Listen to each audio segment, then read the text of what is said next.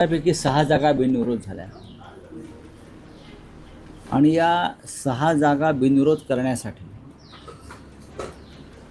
कालच मी सांगितलं की साधारण काल दिवसभरामध्ये 150 कोटी रुपये खर्च झाले.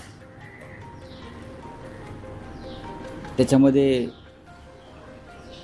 पुण्यातली माघार,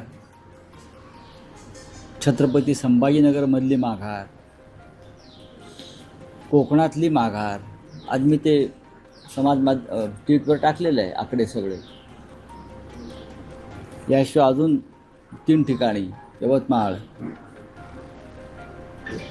वर्धा, गडचिरोली वगैरे तो भाग सगळा 150 कोटी रुपये काल माघारी आणि बिनविरोध या संदर्भातले जे व्यवहार झाले, त्यात खर्च झाले. आता ज्या 11 निवडणुका होणार आहेत तिथे मोठ्या प्रमाणात खर्च केले जाते. माझं असं म्हणणं आहे भारतीय जनता पक्ष आणि त्यांच्या लोकांना, तुमच्याकडे पुरेसं संख्याबळ आहे ना. पुरेसं संख्याबळ असताना तुम्ही हा घोडेबाजार का करताय हे मी पहिल्या दिवसापासून सांगतो आहे. तुमच्याकडे जिंकून येण्याइतकं बळ आहे, संख्याबळ आहे, यंत्रणा आहे, तरीही तुम्ही बिनविरोध माघार यासाठी एवढा आटापिटा का करताय, घोडेबाजार का करताय.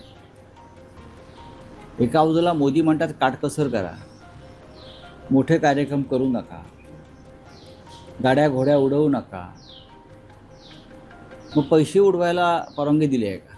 अशा प्रकारे विधान परिषद निवडणुकांवरती अशा प्रकारे कोटी कोटी रुपये पैसे उडवायला परवानगी दिली आहे का?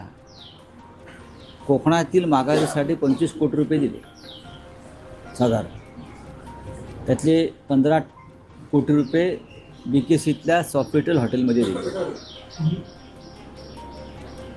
विचारा, तुम्ही जाऊन विचारा, घेणाऱ्यांना आणि देणाऱ्यांना विचारा.